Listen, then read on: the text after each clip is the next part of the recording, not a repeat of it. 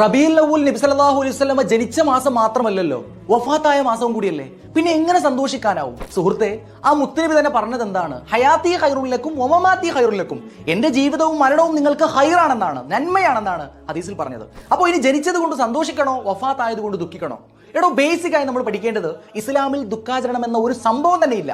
ഒരു ഭർത്താവ് മരിച്ചാൽ പോലും ഭാര്യക്കല്ലാതെ 3 ദിവസത്തിലേറെ ദുഃഖിക്കാൻ പാടില്ല. ഒരാൾ മരിച്ചതിൽ അട്ടഹസിക്കുന്നതും വെപ്രാളം പ്രകടിക്കുന്നതും ഇസ്ലാമിൽ തനിച്ച ഹറാമാണെന്ന് ഹദീസിൽ കാണാം. മരിച്ചതിൽ ദുഃഖിക്കാൻ അള്ളാഹു നിയന്ത്രണം വരുത്തിയെങ്കിലും ജനിച്ചതിന്റെ പേരിലുള്ള സന്തോഷിക്കുന്നതിൽ നിയന്ത്രണം വെച്ചില്ല. സന്തോഷം പ്രകടിപ്പിക്കുന്നതിന് ഖുർആനിൽ നിന്നും ഹദീസിൽ നിന്നുമുള്ള തെളിവ് കഴിഞ്ഞ എപ്പിസോഡിൽ ഞാൻ പറഞ്ഞിരുന്നു. എന്തിന്? ജനനത്തിൽ സന്തോഷമായിക്കൊണ്ട് എല്ലാ തിങ്കളാഴ്ചയും മുത്തനബി സല്ലല്ലാഹു അലൈഹി വസല്ലമ തങ്ങൾ തന്നെ നോമ്പ് അനുഷ്ഠിച്ചതായിരുന്നല്ലോ. റബീഉൽ അവ്വലിൽ സന്തോഷിക്കുന്നത് നബിയുടെ ജനനത്തിന്റെ പേരിലാണ്, അല്ലാതെ വഫാത്തിന്റെ പേരിലല്ല. ഇന്നമൽ അഅ്മാലു ബിന്നിയാത്ത്.